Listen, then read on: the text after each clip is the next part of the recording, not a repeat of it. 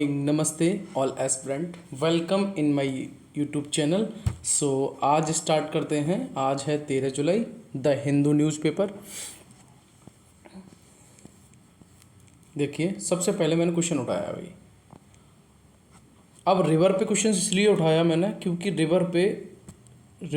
River अभी कई river news में चल रही हैं, ठीक है। जैसे यमुना रिवर है, व्यास रिवर है, ये रिवर आपकी न्यूज़ में चल रही है, इसलिए मैंने ये वाला क्वेश्चन उठाया। और ये आपका यूपीएससी 2010 का क्वेश्चन है। देखते हैं क्या है। River that passes through the Himachal Pradesh. Himachal Pradesh से कौन कौन सी रिवर पासेस होती हैं उनको देखना है मैं। पहला है ब्यास एंड चिनाब ओनली। उसके बाद दूसरा है ब्यास एंड रवि ओनली। तीसरा है चिनाब, रवि एंड सतलुज ओनली। चौथा है ब्यास, चिनाब, रवि, सतलुज, यमुना। अब देखिए, ब्यास और चिनाब है तो कॉमन सी बात है, ब्यास यानी कि चिनाब के पास रवि, सतलुज और यमुना। यमुना तो देखिए थोड़ा सा लोअर में है, बट ये तो क्लियर है रवि और सतलुज होंगे, ठीक है। तो यहाँ पे देखिए सतलुज इसमें भी नहीं है, सतलुज इसमें भी नहीं है। अब यहाँ देखिए रवि सतलुज तो है बट अब ब्यास नहीं है इसमें, ठीक है। तो ये भी गाला कैंसिल हो गया। तो इसका आंसर क्या हो गया? ओनली 4, यानी Beas, Chenab, Ravi, Sutlej, Yamuna, all the 5 river passes through the Himachal Pradesh. अब देखते हैं न्यू पैटर्न की बात करते हैं। न्यू पैटर्न में क्वेश्चन कैसे बनता है, देखिए मैं न्यू पैटर्न आपको लेके चल रहा हूँ। यूपीएससी का जो न्यू पैटर्न है ना, उसको लेके चल रहे हैं हम, है ना। जो 2023 से स्टार्ट हुआ है अपना, उसको लेके हम चल रहे हैं। क्या है, अब यहाँ पे क्वेश्चन दिया है ओनली पेयर 1। अगर आपको इतना पता होता ना कि जैसे ब्यास और चिनाब और रवि, यानी पंचनद, आपने पंच नदियाँ सुनी होंगी, तो पंचनद में आपको ब्यास, चिनाब और ये रवि, सतलुज मिलती होगी, ठीक है। उसमें से आप एक इंडस छोड़ दीजिएगा, अभी आपको क्या मिल रहा है यहाँ पे? यमुना, ठीक है। तो अब आप अगर 4 देखते हैं ना, आप 4 की 4 मिल रही है हमें, तो इसमें से 2 मिल रही है, तो ये वाला तो आंसर नहीं होगा, ये भी नहीं होगा। अब इसमें 3 मिल रही है बट इसमें ब्यास नहीं है, इसमें ब्यास नहीं है, तो इसलिए ये भी आंसर नहीं होगा। अब देखिए पेयर वाले क्वेश्चन होते हैं ना, उसमें मोस्टली बहुत ज़्यादा कन्फ्यूजन हो जाता है। हम वैसे ये सोचते हैं कि इसका आंसर जो है ये 2 हो सकते हैं, ये 2 हो सकते हैं। यही तो मैं कह रहा हूँ ना कि क्या करना है। मैं जो भी मैं अभी इस पे अपने यूट्यूब चैनल पे जो भी वीडियो अपलोड कर रहा हूँ, उसमें मेरी कोशिश यही रहती है कि जो आपका बहुत ज़्यादा करंट में है उनको, चाहे मैं शॉर्ट नोट्स में या द हिंदू की बात करूँ, तो द हिंदू को मैं 2 पेज में ही ख़त्म करा देता हूँ कि आपका ये लास्ट वाला, मतलब एक दिन पहले का मैं उसमें करंट कराने की कोशिश करता हूँ। तो अब उसमें आपको इतना देख के चलना है कि कोई रिवर ऐसी तो नहीं है, जैसे ट्राइब्यूटरीज मैंने यमुना कराई है, वो छूटनी नहीं चाहिए आपकी। कहाँ से पासेस होती है वो मैंने कराई है आपको। अगर कोई भी चीज़ छूट जाती है ना, तो उसको मैं क्या करता हूँ, आपके 2 पेज जो डायरी वाले होते हैं उसमें कंप्लीटली उसको मैं करा देता हूँ, ठीक है। तो आपकी ड्यूटी यह है कि आपको एक, जैसे मैंने मैप शेयर किया था कल वाली वीडियो में, तो उस मैप को आप क्या करेंगे, एक बार अच्छी तरीके से एनालिसिस कर लेंगे, ठीक है। और बढ़िया तरीके से ब्लैंक पेज लेके उसको फिल कर लेंगे। इतना करना है, इतनी ड्यूटी है आपकी। तो यहाँ पे आपको क्या मिलता है, यहाँ देख रहे हैं आप, ओनली पेयर 2, ठीक है, only pair 2, only pair 3, only pair 4। अब ये तो क्लियर है कि भाई इसमें ये वाला आंसर नहीं होगा, ये वाला आंसर नहीं होगा, ये वाला नहीं होगा। तो न्यू पैटर्न के हिसाब से भी, अब देखिए ओल्ड पैटर्न के हिसाब से तो इसका आंसर 4th है, समझ रहे हैं ना आप। और न्यू पैटर्न के हिसाब से इसका आंसर क्या होता है? Only pair 1। कारण क्या है, एक ही पेयर आपका सही है। क्लियर है? तो हमने यहाँ तक समझ लिया। एक P/Q हमें देखना है, इस तरीके से देखना है कि अब देखिए ये रिवर दिख रही है ना, पंचनद आपने पढ़ी होंगी नॉर्थ में, जम्मू कश्मीर के आसपास, ठीक है, हिमाचल प्रदेश इधर आपने पढ़ी होंगी, पंजाब। तो इसमें क्या करना है आपको, अच्छी तरीके से नॉर्थ वाली रिवर देख लेनी है, ठीक है। हालांकि मैंने करा दिया इनको, उसके बाद मैप भी मैंने शेयर किया, उसमें भी कराया। बाद बाकी इंपॉर्टेंट चीज जो भी छूट जाती है ना, उसको मैं कोशिश करता हूँ कि उन अपने 2 पेजों में इंक्लूड करने के लिए, जिससे कि आपको देखिए कुछ स्टूडेंट ऐसे होते हैं जो पूरा पेपर नहीं पढ़ना चाहते। उनको क्या चाहिए, उनको बस इतना चाहिए कि सर हमारा इतना बता दो हमें कि इसमें से पेपर में से क्या इंपॉर्टेंट है। तो मैं उसके लिए भी ये स्टार्ट किया हूँ अपनी इनिशिएटिव। इसमें मैं 2 पेज में आपका, जिसको पीसी बोलते हैं अपना, ठीक है, पीसी बोले तो प्रीलिम्स करंट। तो प्रीलिम्स करंट हमें देखनी होती है, जो ओनली हमारी 2 पेज की है। थोड़ा सा इसका विजुअलिटी क्लियर नहीं है, देख लेते हैं हम क्या है। पहली में मिलती है इसमें ब्यास रिवर, ठीक है। अब ये ओरिजिन कहाँ से हो रही है, देखिए अभी मैंने पढ़ा था, अभी मैंने आपको बताया था कि ये आपकी हिमाचल प्रदेश के पासेस होती है। अब देखते हैं यहाँ पे ये कौन सा है, रोहतांग पास। सॉरी, थोड़ा सा ये क्लियर इसमें नहीं विजुअल हो रहा है। अच्छा, टॉपिक कौन सा है अपना, ये टॉपिक है रिवर, टॉपिक रिवर है, ठीक है। ओरिजिन कहाँ से हो रही है, रोहतांग पास। अच्छा, ट्राइब्यूटरीज अब देख लेते हैं इसकी कौन कौन सी है। जैसे बेन है, वाणगंगा है, बेन्नर है, चक्की है, गज है, हरला है, ममूनी है और पार्वती है। तो ये तो आपकी इसकी ट्राइब्यूटरीज देखनी है, किसकी, ब्यास की। ये मैंने बता दिया आपको कौन सी है, वेन, वाणगंगा, वेन्नर, चक्की, गंज, हरला, ममुनी, पर्वती। स्टेट देखिए अभी हमने पढ़ा था, passes through the Himachal Pradesh and Punjab. तो 2 स्टेट से पास होती है क्या, ब्यास रिवर। ओके, आगे चलते हैं। फिर हमें न्यूज़ में मिला है पलामू टाइगर रिजर्व। ये हमारा टाइगर जो हमारा सिलेबस में एनिमल की बात करते हैं, टाइगर एलिफेंट के बारे में तो हमें पढ़ के ही चलना है। Very very recommended topic of the UPSC, tiger and elephant.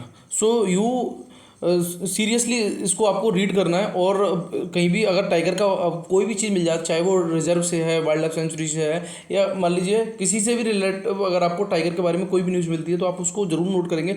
Definitely है कि क्वेश्चंस कहीं ना कहीं इसका एक मिल ही जाता है। देखिए पहले क्या था, एलिफेंट के बारे में लास्ट टाइम एक क्वेश्चन पूछा था, वो जेस्टर पीरियड के बारे में था, तो वो चीज़ें बहुत कॉमन सेंस वाली थी। और अगर आपको स्टेट भी पता होती ना कि कहाँ पे एलिफेंट ज़्यादा पाया जाता है, तो भी आप उसको क्लियर कर सकते थे।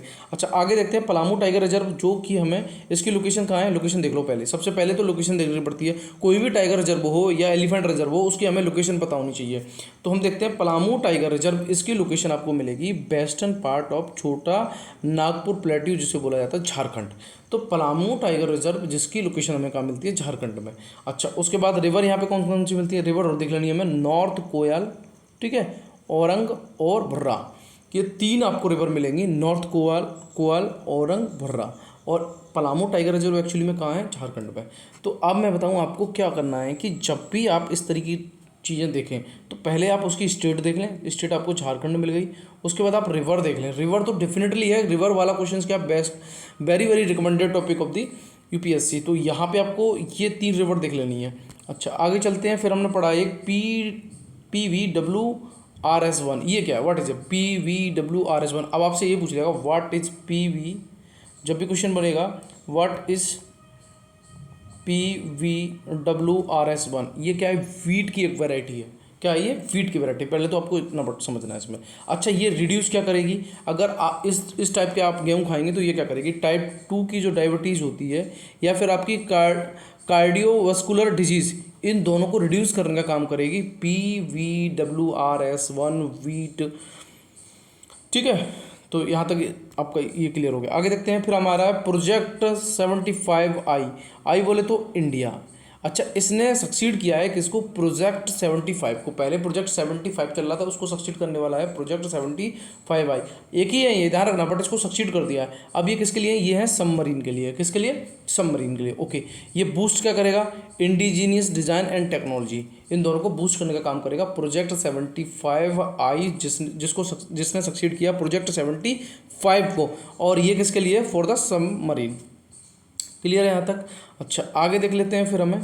फिर हमें मिलता है आगे, नेक्स्ट हमारा इंटामोविया मॉस्कोविस्की। इंटामोविया मॉस्कोविस्की, ये क्या है, डिजीज है। ठीक है, इससे क्या होता है, ये व्हाट इज किस टाइप की डिजीज, जैसे डायरिया है और केजिंग पैथोजन। डायरिया जो है वो एंटोमोविया मॉस्कोविसिस। अच्छा, ये फाउंड कहाँ होती है, इसको देख लेते हैं। जैसे आपकी मान लीजिए एनॉक्सिस सेडिमेंट्स हैं, जिसको हम बोलते हैं, यहाँ पे ऑक्सीजन की बहुत ज़्यादा कमी होती है, वहाँ पे ये मिलेगी एंटोमोविया मॉस्कोविसिस। अच्छा ठीक है, 2 वरैकिस कोस्टल पूल, और कहाँ पे, कोस्टल पूल्स पे। तो हमारे लिए क्या था, अपना पीसी क्या था, 1 पेज वाला ये है। देखिए इसका थोड़ा सा आप देख लेंगे तो दिख जाएगा, ऐसी बात नहीं है, दिख रहा है इसमें, क्लियर है, ठीक है, नोट कर लेंगे आप इसको। अच्छा, आगे देखते हैं। फिर हम दूसरा वाला पेज देख लेते हैं, क्या है। अब हमें न्यूज़ में क्या चल रहा था, हमारा हम्पी, ये लोकेशन बेस्ड क्वेश्चन है, ठीक है, या फिर आप कह सकते हैं कैपिटल बेस्ड क्वेश्चन है, कुछ भी कह सकते हैं आप। तो कैपिटल हमें भी छोड़ के नहीं चल रही है, कैपिटल हमें चाहे ओल्ड हो चाहे न्यू हो, वो हमें देख के चलनी है थोड़ी सी। तो कैपिटल सिटी ये किसकी थी, विजयनगर एम्पायर की। पहले तो ये क्लियर करना है, किसके बारे में, हम्पी के बारे में, ठीक है। कब की बात है ये, 14 to 16 सेंचुरी की बात है, ठीक। लोकेशन क्या है इसका, अब देखिए लोकेशन तो मैंने पहले कहा आपसे, कोई भी साइट्स अगर आपको मिलती है, जैसे हमें कल पोरनापुट्टी साइट मिली थी जो कि तमिलनाडु की है, हमें साइट तो कोई छोड़ के नहीं चलनी है भाई, लोकेशन तो हमें उसको छोड़नी नहीं, लोकेशन हमें देखना बहुत जरूरी है। तो यहाँ पे मिलता है हमें तुंगभद्रा बेसिन, क्या मिलती है, तुंगभद्रा बेसिन, एक्चुअली में इसकी लोकेशन है। और कहाँ की बात है, कर्नाटका, ठीक है, इन डिस्ट्रिक्ट ऑफ वेल्लारी। तो आपको हम्पी अगर आप लोकेशन भी याद रखेंगे तो पहले तो आप कर्नाटका, मोस्टली हम इसमें कन्फ्यूज आते हैं कि यार केरला तो नहीं है, नहीं, तमिलनाडु तो नहीं है, नहीं, क्या है, कर्नाटका। कौन सा डिस्ट्रिक्ट है, वेल्लारी। याद रखो, डिस्ट्रिक्ट तो जरूरी है, अदरवाइज स्टेट याद रखना बहुत जरूरी है। और कौन सा बेसिन है ये, तुंगभद्रा बेसिन, ठीक है। इंस्क्राइब क्या हुआ है, ये अभी एक्चुअली में यूनेस्को वर्ल्ड हेरिटेज साइट में तो पहले से शामिल थी, बट इसको मैंने आपको कराने की कोशिश की है ना, इंस्क्राइब अभी हुई है ये।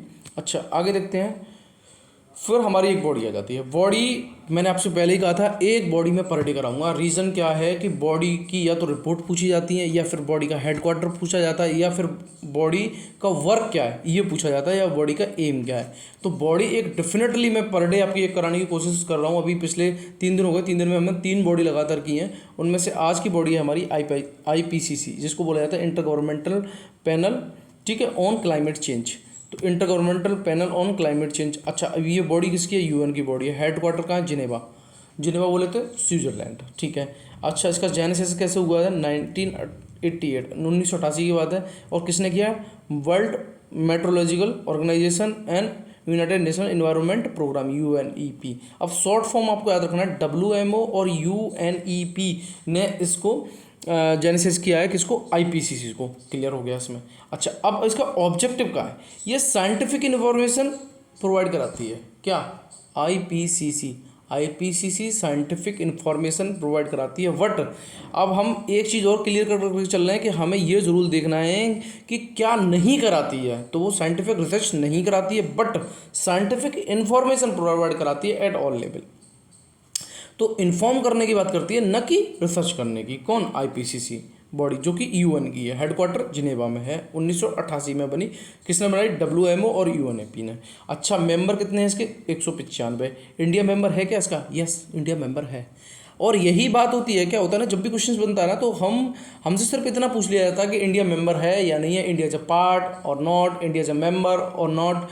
तो हम ये चीज़ पे बहुत ज़्यादा कंफ्यूज हो जाते हैं कि है या नहीं है। बट क्या है ना कि देखिए, जो इंडिया मेंबर नहीं है उन चीज़ों को हम हाईलाइट कर लेंगे। उनको ज़्यादा से ज़्यादा आई थिंक 5 से 6 बॉडी हैं जिनमें इंडिया मेंबर नहीं है, उन चीज़ों को हम नोट कर लेंगे। बाद बाकी इंडिया सब में मेंबर है। तो इस टाइप का अगर क्वेश्चन आएगा तो हम इजीली उसको डील कर लेंगे, ठीक है। आगे देखते हैं। अब रिपोर्ट क्या है, कौन कौन सी रिपोर्ट ये प्रिपेयर करता है? तो देखिए, एक असेसमेंट रिपोर्ट, उसके बाद स्पेशल रिपोर्ट और मैथडोलॉजी रिपोर्ट।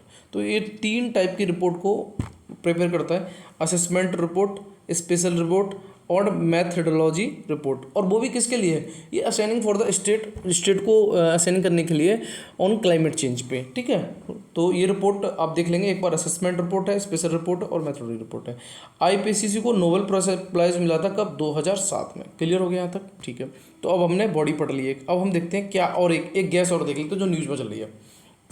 देखिए, मेथन, जिसे हम CH4 बोलते हैं, ये गैस है, ठीक है। ये हमारे सिलेबस से रिलेटेड और बहुत ज़्यादा रिकमेंडेड ये भी है गैस। जब क्वेश्चंस बनते हैं इसके, बहुत ज़्यादा क्वेश्चंस बने हैं। हालांकि PYQ मैंने अभी इसका नहीं कराया, बट मैं कराऊंगा जरूर। सबसे ज़्यादा मेथन गैस आपको मिलेगी वेटलैंड में। अब आपको उसका रेशियो जरूर याद रखना है। आप कुछ याद रख पाएँ या ना रख पाएँ, बट रेशियो आपको याद रखना बहुत जरूरी है। सबसे ज़्यादा ये किस में मिलेगी आपको? वेटलैंड में। उसके बाद ये किस में मिलेगी? फॉसिल्स फ्यूल्स में। उसके बाद किस में मिलेगी? Live stock. लाइव स्टॉक बोले तो यही पशु वशु है ना। और उसके बाद फिर आपको किस में मिलेगी? लैंड फिल में, ठीक है। उसके बाद फिर आपको मिलेगी ये चावल में। उसके बाद ये आपको मिलेगी बर्निंग ऑफ प्लांट, यानी कि आप जो पेड़ पौधे जलाते हैं उसमें, ठीक है, बर्निंग ऑफ प्लांट। उसके बाद आपको मिलेगी ये वाइल्ड एनिमल में। तो सबसे ज़्यादा आप देख रहे हैं ये किस में मिल रही है आपकी? वेटलैंड में। और सबसे कम आपकी किस में मिल रही है? वाइल्ड एनिमल में। क्या? CH4 बोले तो मेथेन। क्लियर है यहाँ तक? अच्छा, ये आपको एक और सीक्वेंस ज़रूर याद रखना है, क्योंकि क्वेश्चन जब बनता है तो वो क्वेश्चन इस टाइप का होता है कि CH4 कहाँ पे ज़्यादा मिलती है। ओके, तो आज का हमारा PC हो गया। हमने एक क्वेश्चन देख लिया, न्यू फॉर्मेट में देख लिया, ठीक है, न्यू फॉर्मेट में देख लिया हमने। अब हम स्टार्ट करते हैं अपना the Hindu newspaper. The Hindu newspaper है हमारा। देखिए, June inflation quickens to 4.8% as food price climb. देखिए, मैं बताऊँ क्या है। जून में जो इन्फ्लेशन है वो थोड़ी सी बढ़ गई है as comparison to the May, ठीक है। तो उसी के रिगार्डिंग ये आर्टिकल है, उसको देख लेते हैं हम। ये है यहाँ पे, retail inflation depend on June to 3 month high 4.8% हो गई है फ्रॉम द मई। मई में कितनी थी रिटेल इन्फ्लेशन? वो थी आपकी 4.31%, और अब कितनी हो गई है? 4.81%, driven by the spike in food price. भाई कारण क्या है इसके, क्यों बढ़ी है ये? इसका कारण ये है, देखिए, आपके कुछ आइटम जैसे आपकी सीरियल्स, ठीक है, पल्सेस, मिल्क, टमाटो, है ना, इनका क्या बढ़ गया है दाम। टमाटो वाला तो मैंने कराया ही था आपको।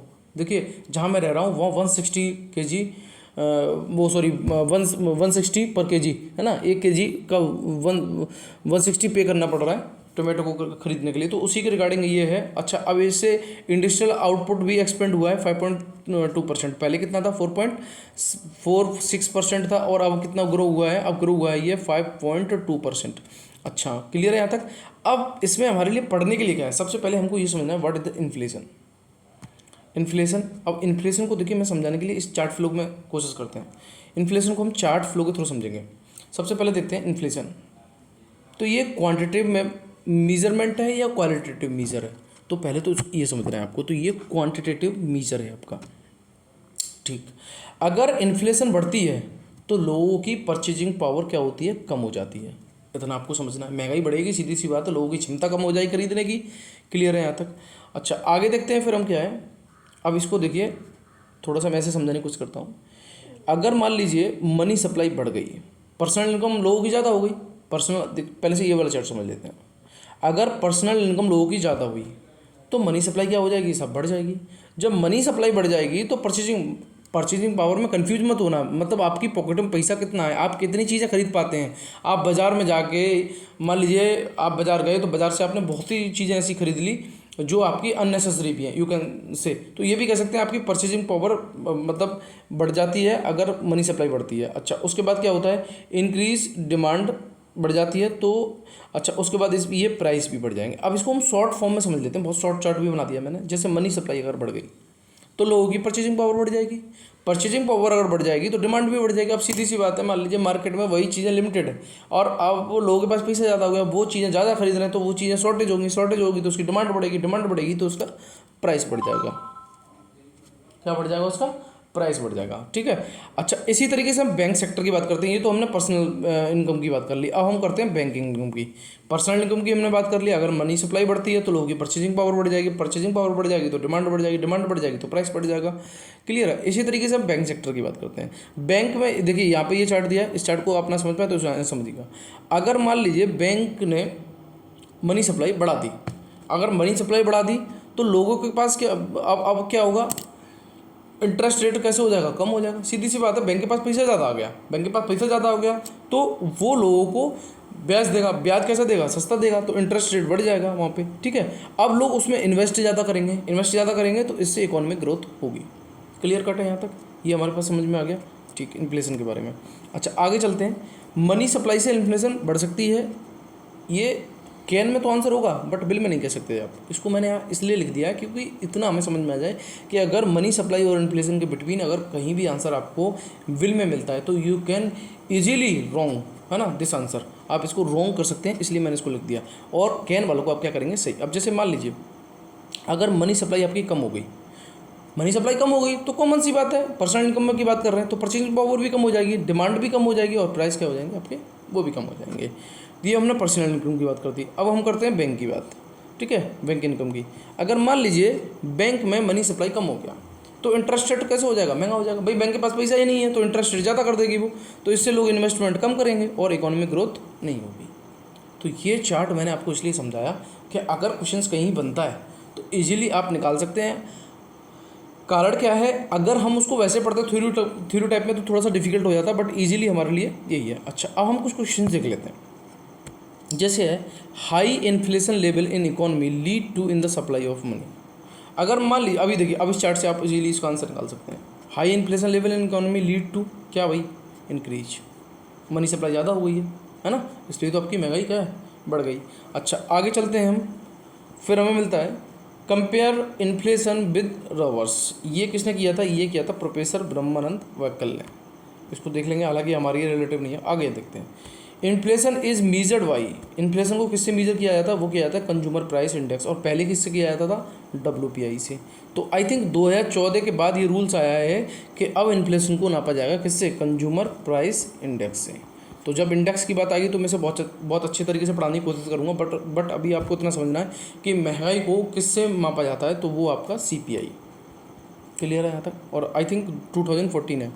अच्छा आगे चलते हैं, फिर क्या है हमारा, when inflation is a result of increase in price of factor production the result is, इसको बोला जाता है आपका कॉस्ट पुल इन्फ्लेशन। यानी कि अगर when inflation is result of increase, अगर मान लीजिए महंगाई बढ़ गई, the price of factor production is result, ये किसका रिजल्ट है भाई, ये है आपका डिमांड पुल इन्फ्लेशन। अच्छा अब देखते हैं हम आगे, Yamuna water level breach 16 year record Kejriwal seek central help. देखिए भाई, अभी ये ना, ये हरियाणा साइड में बड़ा एक वो हुआ है ट्रेजेडी, आप ये कह सकते हैं, दिल्ली और हरियाणा बॉर्डर के बिटवीन में। तो वहाँ पे यमुना का अभी देख रहे थे राइज लेवल, कल कुछ था, आज कुछ और है, उससे पहले कुछ और था। यहाँ पे थोड़ा सा हम रिकॉर्ड समझने की कोशिश करते हैं। 1963 में, हालांकि ये टॉपिक हमारे लिए इसमें से यमुना की ट्राइब्यूटीज़ पढ़नी है, बट मैं इसको थोड़ा सा, देखिए एक बड़ी नेचुरल कैलेमिटी है, तो इसको थोड़ा सा देखना बहुत ज़रूरी है। 1963 में ये रिकॉर्ड आप देख सकते हैं, मीन्स प्रोस्पेक्टिव से यूज़ हो सकता है आपका। जैसे आपका वाटर लेवल कितना था, 205.40, ठीक है। 1978 की बात करेंगे तो वो आपका था 207.49। उसके बाद 210 में बात करते हैं तो 207.11, और 213 की बात करते हैं 207.13। तो ये इसीलिए इजीली हम इसको बियर कर रहे थे, इतना हमारे लिए ये प्रॉब्लम क्रिएट नहीं कर रहा था। बट अगर हम अभी की बात करते हैं ना, river records highest ever water level since 208.13 metre. तो अब आप देख रहे हैं ये ना इन 4 पैरामीटर में सबसे ज़्यादा है ना। और इससे पहले ये कब हुआ था, 1963 में हुआ था, 1963 में। अब वाटर लेवल कितना हो गया है, आप देख रहे हैं वाटर लेवल हो गया है आपका 208.63 मीटर। तो कुल मिला के ये कह सकते हैं सबसे, अगर लोएस्ट की बात करें तो 1963 में था, ठीक है, 205.43 था, बट उससे उसका भी रिकॉर्ड तोड़ दिया इसने, और ये आपका हो गया 208.13 मीटर। अच्छा, अब देखते क्या हुआ है, मैं बताऊँ आपको। ये जो metre which is the highest record level since 1963 से सबसे ज़्यादा हाईएस्ट वाटर लेवल अभी हुआ है। अच्छा, अब देखिए केजरीवाल ने रिक्वेस्ट की है सेंटर से कि भाई हेल्प की जाए इस मामले में। और ये और इसमें देखेंगे एक चीज़ हमारे मतलब की है, जैसे ये देखेंगे, in a letter to union home minister Amit Shah, CM requested that water from Hathikund barrage in Haryana stream of Delhi be released at limited speed, pointing out the capital set to host the G20 summit in few weeks. अब भाई एक समस्या ये भी है कि कुछ हफ्तों बाद G20 की समिट भी होने वाली है, और हम इस नेचुरल कैलेमिटी से अभी गुजर रहे हैं। तो इसमें यूनियन होम मिनिस्टर से केजरीवाल ने ये कहा है कि भाई आप जो हाथीकुंड बैरेज, अब देखिए अगर आपको थोड़ा सा निकालना है तो हाथीकुंड बैरेज ये निकाल सकते हैं आप। ये कहाँ पर है, हरियाणा में। ये हमारा प्रीलिम्स पर्सपेक्टिव से थोड़ा सा हो सकता है, क्योंकि ये न्यूज़ में चल रहा है, ठीक है। तो इसको आप थोड़ा सा देख सकते हैं। बाद बाकी इसमें अपने लिए पढ़ने के लिए कुछ नहीं है, जो प्रीलिम्स बेस के लिए बात वो मैंने आपको करा दिया। और लगभग 16,500 लोगों को एवैक्यूएटेड किया गया है उस जगह से जहाँ पर फ्लड की पोजीशन ज़्यादा बनी हुई है, ठीक है। अच्छा, बाद बाकी तो देखिए इस आर्टिकल को मैं PDF आपके साथ शेयर कर दूंगा। और मैंने आपको बताया था, देखिए PDF पाने के लिए आप 81 जो नंबर है मेरा, उस पर आप हाई लिख के भेजेंगे, और रोज़ PDF चाहिए तो पर डे आपको सिर्फ ओनली हाई लिखना है, then you get access the PDF। अच्छा, आगे चलते हैं, क्या और हमारे लिए इम्पोर्टेंट है। 4 killed in post violence in West Bengal, इसको मैं करा चुका हूँ। देखिए ये बंगाल की बड़ी कंडीशन है अभी, उसमें मैंने बताया भी था आपको, कुछ BJP की थे, कुछ कांग्रेस के थे, कुछ तृणमूल कांग्रेस के थे, इस तरीके से टोटल 12 लोगों की डेथ हुई थी, है ना। और ये कंडीशन ये है, 4 और डेथ हुई है।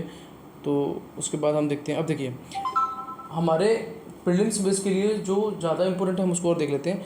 ये हैं ISKCON punishes monk of inappropriate remark about the Swami Vivekananda Ramakrishna Paramahamsa. भाई देखिए ये ना इनको कई बार आपने सुना होगा, कई बार न्यूज़ में देखा होगा इनको, है ना। तो इन्होंने एक्चुअली में क्या हुआ है, एप्रोप्रिएट तरीके से नहीं, इनएप्रोप्रिएट तरीके से स्वामी विवेकानंद और रामकृष्ण परमहंस के बारे में बोला है, और उसी तरीके से इनको पनिश की बात करी गई है। अच्छा, अब ये हमारे लिए इम्पोर्टेंट क्यों हो जाता है आर्टिकल, क्योंकि आपका स्पेक्ट्रम जब बुक आप पढ़ेंगे तो Swami Vivekananda and Ramakrishna Paramahamsa, you can say that उनके डिसाइपल हैं, ठीक है, स्वामी विवेकानंद। तो ये एक पर्सनैलिटी में, व्यक्ति विशेष में सबसे ज़्यादा इंपॉर्टेंट टॉपिक है अपना, जो कि मेंस पर्सपेक्टिव से भी और प्रीलिम्स पर्सपेक्टिव से भी। तो इसमें देखिए इन्होंने क्या हुआ है, इन पे ये पुनिटिव एक्शन लगाए, comes to week after the 43-year-old monk criticise Swami Vivekananda for the eating fish, triggering a huge controversy in West Bengal.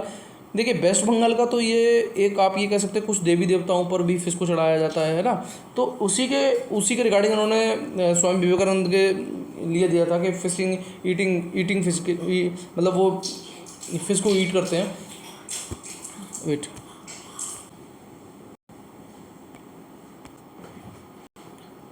अच्छा, अब देखिए इन्होंने एक बात और कहने की कोशिश की है कि भाई लीला दास नाम है इनका, सुना होगा आपने, है ना।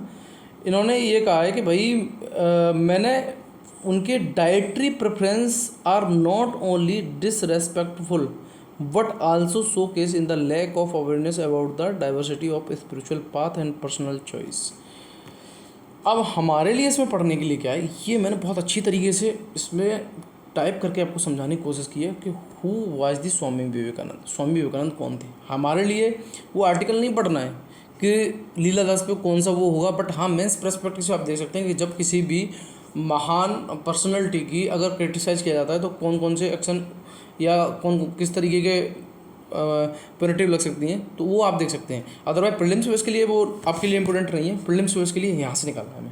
One of the most influential philosopher social reformer in his contemporary India, the most successful missionaries of Vedanta to western world. तो जो वेदांता के बारे में बात करी जाएगी तो वो स्वामी विवेकानंद, पहले तो आप यहाँ तक आ जाइए। He was also measure of force of contemporary Hindu reform movement, Hindu reform movement भी चलाए।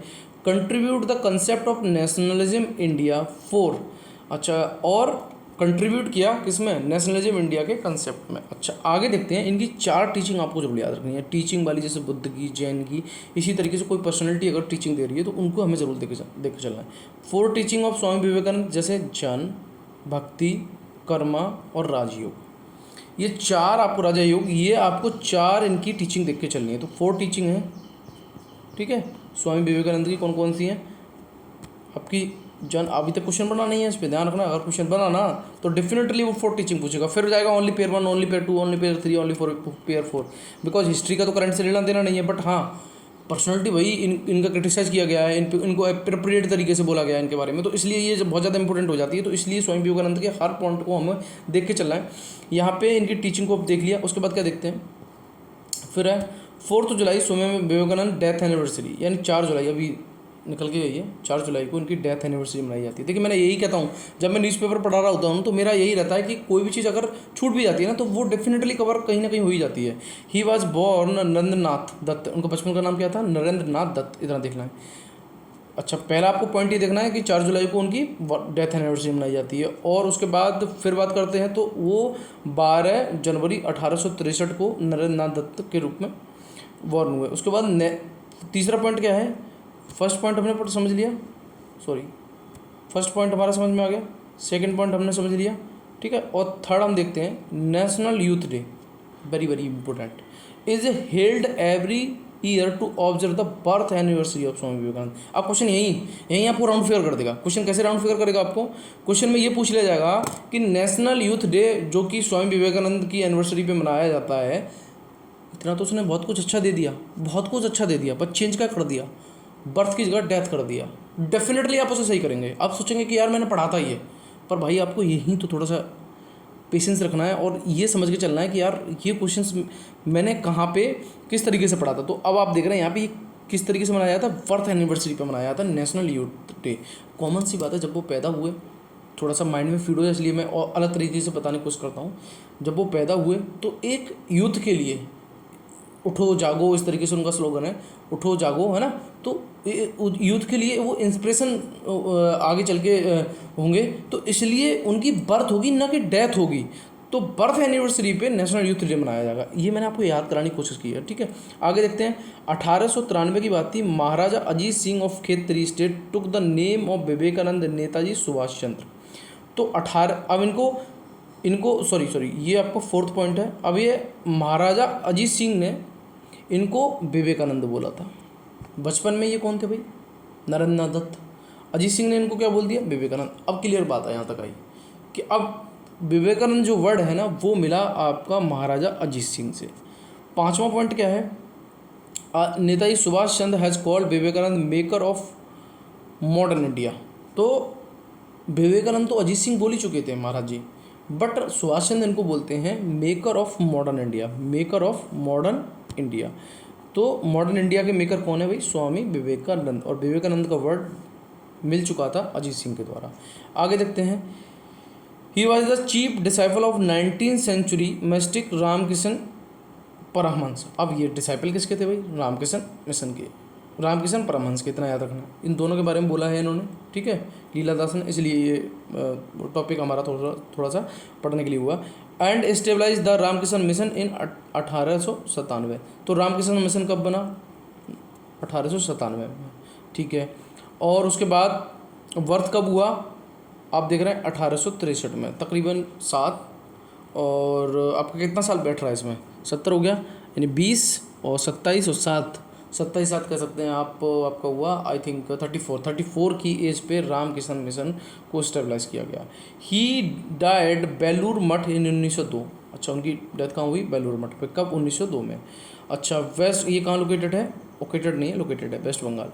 Head quarter Ramakrishna Math and Ramkishan mission. तो हमारे लिए जो इसमें पढ़ने के लिए चीज़ें थी ना, वो हमने निकालने की कोशिश की थी कि इनकी डेथ एनिवर्सरी 4 जुलाई को, और नरेंद्र नाथ इनके बचपन का नाम था। उसके बाद नेशनल यूथ डे इनकी बर्थ एनिवर्सरी पे, एक बार मैं रिवाइज करा रहा हूँ जिससे कि आपको याद हो जाए, ठीक है। उसके बाद है 1863-93 में महाराजा अजीत सिंह ने इनको विवेकानंद कहा, और नेताजी सुभाष चंद्र बोस ने इनको मॉडर्न इंडिया कहा, मॉडर्न इंडिया मेकर कहा। उसके बाद ये रामकिशन मिशन के क्या थे? रामकिशन परमहंस के चीफ डिसाइबल थे। बस इतना देख के चलना था मैं, और कुछ नहीं। और इनकी 4 टीचिंग देखनी है, वेरी वेरी इंपॉर्टेंट। आगे चलते हैं फिर हम। अब देखिए एडिटोरियल, लूट इंटरसेक्स ऑन डार्किंग ऑफ कॉलोनियल लूट। शशि थरूर खूब अच्छे से परिचित होंगे आप इनसे, ठीक है। ये हमारे क्या हैं? MP मेंबर ऑफ पार्लियामेंट हैं कांग्रेस के, ठीक है। इन्होंने बहुत अच्छी बात कही है, लूट और इंटरसेक्शंस का मतलब है हठ धर्मता, एंड डार्किंग ऑफ कॉलोनियल लूट, यानी जो अब देखिए ब्रिटिश गवर्नमेंट ने क्या था कि जो भी चीज़ यहाँ से लूटी थी, उन चीज़ों के बाद भी, लूटने के बाद भी, इतना नुकसान करने के बाद भी उनको ये नहीं लग रहा कि मोरल तरीके से हमें अपॉलॉजी मांगनी चाहिए इंडिया से। उसी के रिगार्डिंग ये वाला आर्टिकल है। इसमें हमारे लिए पढ़ने के लिए ये है कि अभी नीदरलैंड ने क्या किया। नीदरलैंड ने समथिंग 484 वैल्यूएबल आर्टफैक्ट हैं, उसको इंडोनेशिया और श्रीलंका को वापस कर दिया, जो कि उसने कॉलोनियल पीरियड के टाइम पे उनसे छीना था। अच्छा, नीदरलैंड का एग्जांपल दिया शशि थरूर साहब ने कि भाई देखिए नीदरलैंड ने वापस कर दिया, उसी तरीके से इंडिया का होना चाहिए, कॉमन सी बात है, कोई दिक्कत नहीं है, और अपॉलॉजी मांग लो आप। अच्छा, उसी तरीके से क्या हुआ? Should colonial country continue to hold on a culture artifact and precious object that were stolen during the period of imperial domination. मतलब क्या, मतलब ये चाहिए क्या भाई? कॉलोनियल पीरियड, कॉलोनियल जो कंट्री हैं उनको ये चाहिए कि भाई जो भी उन चीज़ें उन्होंने किसी भी कंट्री से ली थी, अब तो देखिए आप समझदार हैं, बहुत सी चीज़ें हैं, और अब उस टाइप का नहीं है कि हम आपको घेरें आप हमें घेरें, इस तरह के नहीं है, सब शांति से जियो। तो उसी के लिए ये रिगार्डिंग है। बट क्या हुआ, अब हम ब्रिटिश की बात करते हैं। नीदरलैंड ने तो कर दिया भाई इंडोनेशिया श्रीलंका को, इसी तरीके से हमने भी सोचा कि भाई हमें भी चीज़ें वापस मिल जाएंगी। तो ब्रिटिश ने इसको stubbornly refused for the decade to return social alien marvels। तो देखिए मैं बताऊं, ब्रिटिश ने हमें देने से मना कर दिया। अब कोहिनूर हीरे की भी बात चल रही थी, जब ऋषि सुनक साहब वहाँ के वो बने थे, तो ये बात चल रही थी, प्रेसिडेंट बने थे कि भाई ये चीज़ें हमारी वापस आ जाएंगी, है ना, और कोहिनूर का हीरा इंडिया में वापस आ जाएगा। कहीं आपने न्यूज़ जो चैनल है उनकी थंबनेल या हेडलाइन आपने पढ़ी होंगी, बस ये लिख के आ रहा था कि अब अपना कोहिनूर वापस आने वाला है ना। बट ऐसा नहीं है ना। We can not blame the British for the everything that is wrong in our country today. हमारी कंट्री में जो भी गलत हुआ उसके लिए हम ब्लेम नहीं कर सकते कि इनको, ब्रिटिश को। चलिए, ये भी बात उन्होंने सही बात कही भाई। अच्छा, उसके बाद इनकी एक किताब है, an era of darkness, there is still million of Indian alive today who remember the iniquities of British empire in India. मतलब इनकी एक किताब में उन्होंने लिखा है कि आज भी लोग, जो भी ब्रिटिश ने हम पे यातनाएं कहीं, उसके लिए आज भी हम मतलब उन चीज़ों को याद करते हैं। अच्छा, आगे देखते हैं फिर और क्या है हमारे लिए इसमें पढ़ने के लिए।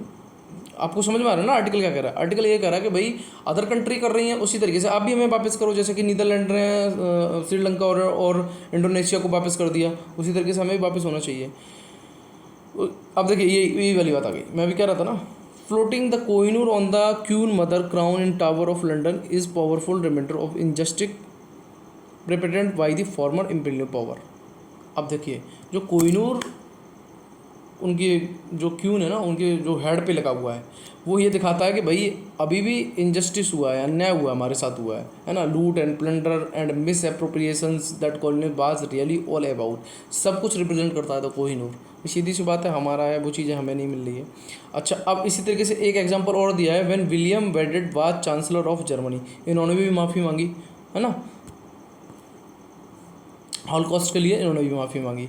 अच्छा, अब ऐसे हम आ जाते हैं कनाडा की, तो 3-4 एग्जांपल हम देख लेते हैं कनाडा में। कनाडा के prime minister Justin Trudeau did 2016 when he apologise on behalf of Canada for the occasion of country authority a century earlier in dying Komagata Maru incident. अब देखिए, कोमागाता मारू इंसिडेंट के regarding किसने, Canada के prime minister साहब ने भी apology मांगी है, बट ब्रिटिश ऐसा काम नहीं करेंगे। तो उसी के रिगार्डिंग ये वाला हमारा आर्टिकल है, और इसमें हमारे लिए प्रीलिम्स बेस के लिए ज़्यादा कुछ देखना नहीं है। कोमागाता मारू इंसिडेंट है, जिसको मैं आपका बहुत अच्छी तरीके से कवर कराऊंगा, किसमें, जब हम स्पेक्ट्रम पढ़ेंगे तब। आगे देखते हैं और क्या है इम्पोर्टेंट हमारे लिए। देखिए, ये ओपिनियन है ना, ये एक बार आप लोग देख लिया करें, क्योंकि इसको मैं इसलिए नहीं पढ़ाता, इसमें बहुत ज़्यादा टाइम लगेगा। It is possible to have partial air bans, partial air ये थोड़ा सा उसके रिगार्डिंग है, आप कह सकते हैं क्या नाम है आपका, जो ऐप होते हैं उनके रिगार्डिंग है।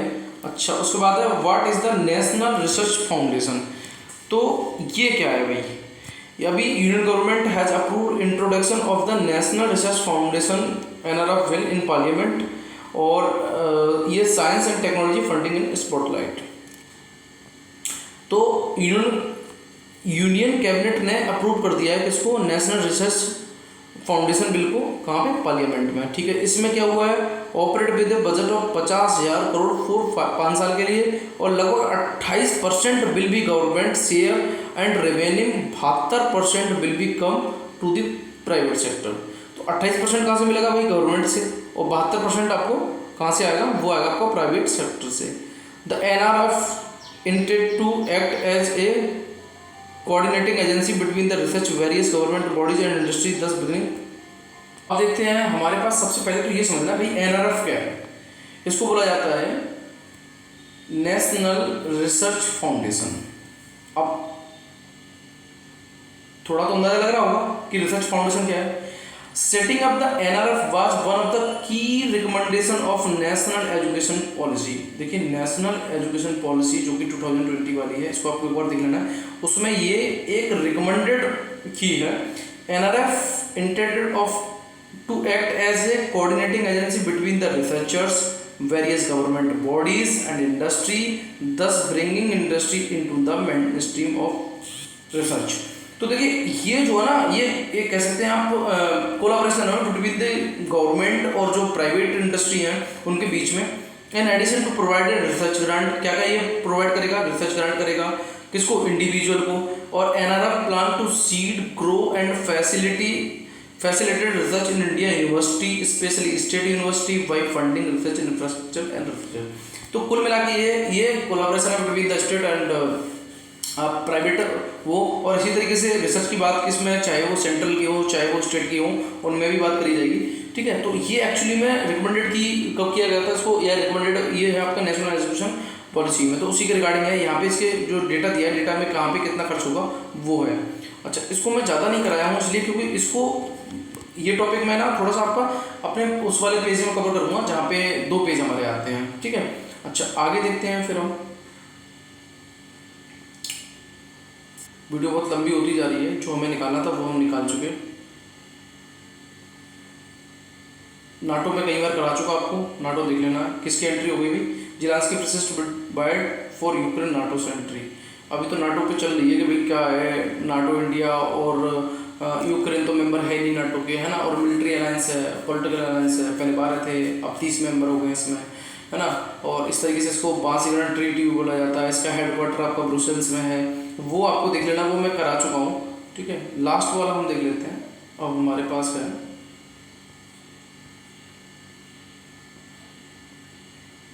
ये वेलफेयर स्कीम में help poor children brain grow normally. भाई क्या वेलफेयर जो स्कीम है वो हेल्प कर रही है चिल्ड्रन को, किस में, उनके माइंड ब्रेन को ग्रो करने में। तो इसको देख लेते हैं। अब देखिए कुछ ये आपको एग्जाम्पल दिए हैं, जैसे आपके 1844 की बात थी। 1844 में फ्रेडरिक इंगलैंड ने एक बुक पब्लिश की जिसका नाम था physical effect of the living coordination of the poor had there effect from the early life. इन्होंने इसमें उन्होंने ये बताया था कि जैसे जो पुअर फैमिली के बच्चे होते हैं उनको ज़्यादातर जैसे आपको ट्यूबरकुलोसिस है, रिकेट्स है, टाइफस है, कोलेरा है या फिर स्मॉल पॉक्स है, ये एक पॉवर्टी की निशानी है कि ये बीमारी उनको होती हैं। अच्छा पॉवर्टी, अच्छा आगे एक रिसर्च और है 1960 वाली है, ये आप 1844 में फेडरिच की थी और 1960 में थी आपकी न्यूरो साइंटिस्ट थे, इन्होंने फिर इसी पे रिसर्च की तो उन्होंने भी यही पाया। उसके बाद यूनिवर्सिटी ऑफ कैलिफोर्निया की बात करते हैं तो उसने भी यही बात कही थी कि impoverished environment had hampered brain development and learning ability. तो तीन ये रिसर्च आए, तीनों ने यही कहा था कि भाई जो पॉवर्टी होती है hampered the brain improvement of the poor family member, poor family childrens, ठीक है। अच्छा पॉवर्टी अफेक्ट ऑन ब्रेन, ठीक है, इसकी भी स्टडी देखते हैं। 2015 में स्टडी हुई थी, इनमें 3 स्टडी रिपोर्ट ये क्या कहती हैं आपके लिए, इसमें से प्रीलिम्स के जो निकालेंगे वो तो आप निकाल ही लेंगे। अच्छा मैं यहाँ पर बात कर रहा हूँ कि अब और इसके लिए क्या पढ़ने के लिए आपके 2015 की बात है, 3 स्टडी रिपोर्ट थी। Poorly in test for the academic performance this cortex is the outer layer of the brain. देखिए गरीबी से क्या होता है, poorly in the test for कुछ एकेडमिक परफॉर्मेंस टेस्ट हुए उसमें जो कॉर्टेक्स है, कॉर्टेक्स क्या, व्हाट इज कॉर्टेक्स, ये आउटर लेयर है किसकी, ब्रेन की। तो ब्रेन की आउटर लेयर जो कॉर्टेक्स है उसमें ये देखा गया था कि भाई उसमें क्या, जो चिल्ड्रन थे उनके लिए ये देखा गया था कि एकेडमिक परफॉर्मेंस उनकी कैसी निकल के आ रही है, पुअर निकल के आ रही है। इसी तरीके से 2015 में एक और फोकस किया गया था और दूसरे एरिया पे, उसका नाम है हिप्पोकैम्पस, ठीक है। अब हिप्पोकैम्पस, इसको मैं बताऊं आपको, हिप्पोकैम्पस आपका क्या है, पहले तो आपको इसको समझना है हिप्पोकैम्पस, ठीक है। तो हिप्पोकैम्पस रेगुलेट करता है मेमोरी को, और कॉर्टेक्स क्या है आपका, ये आपका आउटर लेयर है किसकी, ब्रेन की, और ये आपकी रेगुलेट कर रहा है मेमोरी को, क्या है हिप्पोकैम्पस। तो दो तो आपको पहले ये समझना है कि ये दोनों ब्रेन से रिलेटेड है। अच्छा इसमें एक दो यार फिर हम देखते हैं, या स्टडी दी गई और कुछ है नहीं इसमें पढ़ने के लिए ज़्यादा। एक स्टडी आपकी, बहुत सारी स्टडियाँ दी गई हैं, एक 2023 में भी हुई थी, इसको जनरल नेचर कम्युनिकेशन ने की थी, किस पे की थी, हिप्पोकैम्पस पे, ठीक है। ये जो मेमोरी होती है याद करने वाली उसके ऊपर थी। अच्छा इसी तरीके से अपने इंडियन के थे आकाश गौतम, उनको हैदराबाद के, उन्होंने भी किस पे की, हिप्पोकैम्पस पे, ठीक है। और इन्होंने क्या बताया था, from the low income family might have smaller hippocampus. इन्होंने ये कहा कि जो बच्चे लो इनकम फैमिली के होते हैं उनकी जो हिप्पोकैम्पस होता है वो कैसा होता है, वो भी लो होता है, मतलब उनको याद करने की क्षमता उनकी कम होती है। ये आकाश गौतम हैदराबाद के न्यूरो साइंटिस्ट हैं, उन्होंने भी ये बात कही। तो ये स्टडियाँ दी हैं। How was the study conducted, अच्छा ठीक है भाई, ये जो स्टडी है वो कंडक्टेड कैसे हुई, आपको कैसे पता कि ऐसा कुछ है, ऐसा कुछ है। तो रिसर्च में जो डेटा था वो एल्डोसेंट ब्रेन कॉग्निटिव डेवलपमेंट ABCD का डाटा को उन्होंने यूज किया, ठीक है, और उस डाटा के आधार पर ही उन्होंने ये बताया। आगे देखते हैं फिर हम क्या है, समझ रहे ना, ये ब्रेन के ऊपर स्टडी हुई है वो सारी दी है, इसलिए इसमें कुछ ज़्यादा अगर आप देखेंगे तो बहुत सारी स्टडियाँ दी हैं, इतना आपको याद नहीं करना है। द रिसर्च बस इतना याद रखना है, कॉर्टेक्स एंड हिप्पोकैम्पस, ये आपका आउटर लेयर है ब्रेन की, और हिप्पोकैम्पस ये आपका मेमोरी रेगुलेट करने वाला पार्ट्स है। The researcher found that hippocampus volume was indicated larger for participant belonging of the family with relative higher income. अच्छा यहाँ पर उन्होंने ये बात कहने की कोशिश करी कि जो रिसर्चर ने ये भी बात कही कि भाई हिप्पोकैम्पस वॉल्यूम जो है वो बड़ा पार्टिसिपेंट बिलोंग टू फैमिली, जो फैमिली रिच फैमिली होती है थोड़ी सी, या मान लीजिए जिनकी इकोनॉमिक कंडीशन ठीक है उनका थोड़ा सा बेटर होता है। अच्छा हाउ कैन वेलफेयर हेल्प, आखिर में वेलफेयर हेल्प कैसे कर रही है, तो इसमें 2 नाम लिए गए, मिस्टर सारकर और मिस्टर गौतम जो हैदराबाद के थे, जिन्होंने हिप्पोकैम्पस पे स्टडी की था। उन्होंने ये कहा था कि भाई रिलेशनशिप जो है ना सोशियो इकोनॉमिक स्टेटस और हिप्पोकैम्पस डेवलपमेंट का, ये नॉट बी सिंपल, ये सिंपल नहीं है। आप इस पर चलिए ठीक है, इस रिसर्च तो कर रहे हैं, बट ABCD डेटा को लेके आप कर रहे हैं रिसर्च। अच्छा उसके बाद क्या है, न्यू पेपर मोर देन, अब देखिए amplifying the reduce stretcher and associated with low income. अब यहाँ पे क्या है, जो स्कीमें चलती हैं है ना, वो क्या करने की कोशिश करती हैं, वो एम्पलीफाई करती हैं, और कुछ स्ट्रेस लेवल है जो फैमिली इनकम का है ना, उसको ये कम कर दिए हैं। तो ये एक सील्ड फैमिली की तरह काम करती हैं, है ना। और उसमें यही बात कहने की कोशिश की गई है, from the experience some of the chronic stressor associated with the low income can influence hippocampal development. यानी कि आप समझ पा रहे हैं ना। तो ये प्रॉब्लम तो होती है, बट क्या होता है, जो वेलफेयर स्कीम होती है, मतलब जो कल्याणकारी, वेलफेयर का मतलब है कल्याणकारी स्कीम, वो कहीं तक थोड़ा बहुत हेल्प करती हैं। इस आर्टिकल में अगर आप निकालेंगे तो ये निकल के आएगा, व्हाट इज द फ्यूचर। अब ये फ्यूचर दिया है, क्या है कि क्या होगा फ्यूचर में, है ना। जैसे 2017-18 का डेटा दिया है, तो इतना आपके लिए नहीं है। तो आपको इसमें बस इतना ही समझना था कि देखिए जो स्टडियाँ हुई हैं, ये बहुत सारी स्टडियाँ याद नहीं रह पाएंगी आपको। हाँ, मेंस पर्सपेक्टिव से आप एक और इन स्टडी को देख लेंगे, पीडीएफ आप मैं शेयर कर दूँगा आपके साथ। बट हाँ, आपको प्रीलिम्स बेस पे इतना जरूर समझना है कि वेलफेयर स्कीम जो होती हैं वो something helpful for the brain development of the poor children, ठीक है, पुअर फैमिली चिल्ड्रंस। एंड इनमें से आपको कोटेक्स जो आउटर लेयर होता है और एकेडमिया परफॉर्मेंस रिपोर्ट भी जब देखी गई थी तो वो भी आपकी लो लेवल की निकली। बट वेलफेयर वालों की बात करते हैं, वेलफेयर स्कीम जिनकी फैमिली को मिली हुई है उनमें समथिंग इज अ इम्प्रूवमेंट, है ना। तो बस इतना ही समझना था। और ये अपना 14 तारीख को 2:45 पे बढ़िया तरीके से, बेहतरीन तरीके से इसको हम एक्सप्लेन करने वाले हैं, ठीक है। और देखिए इस वीडियो को आप शेयर जरूर करें, लाइक जरूर करें और सब्सक्राइब, जो आपके जानने वाले हैं, तैयारी कर रहे हैं। अगर न्यूज़पेपर आपको कम समझ में आ रहा है ना, आप न्यूज़पेपर में कम समझ पा रहे हैं, तो आपके लिए समझने के लिए एक चीज़ इसमें मैं कर देता हूँ, आपको 2 पेज पहले से दे देता हूँ, क्वेश्चन दे देता हूँ, उसके बाद जो चीज़ आपकी पढ़ने के लिए होती है वो मैं शेयर कर देता हूँ। तो इसलिए आप इस वीडियो को शेयर करें, लाइक करें, सब्सक्राइब करें। और जो भी आपके जानने में तैयारी कर रहे हैं, आपके दोस्त रिश्तेदार कोई भी है, उनको ज़रूर बताएं कि भाई ये इनिशिएटिव है। देखिए अभी स्टार्टिंग है, मुझे लगता है कि क्या होता है ना कि जब 70-80 सब्सक्राइबर उठते हैं ना, तो लोग ये सोचते हैं कि यार नहीं ये चैनल ग्रो करेगा नहीं करेगा, हमारा पढ़ाई हो पाई नहीं पाएगी। बट डेफिनेटली मैं आपको श्योरिटी देता हूँ कि इस चैनल पे आगे चल के आपको बहुत कुछ मिलने वाला है, बहुत कुछ नया मिलने वाला है। हमारी कुछ इनिशिएटिव स्टार्ट होने वाली हैं, उस इनिशिएटिव बहुत ज़्यादा डिफरेंट होंगे total as comparison to the all teacher, ठीक है।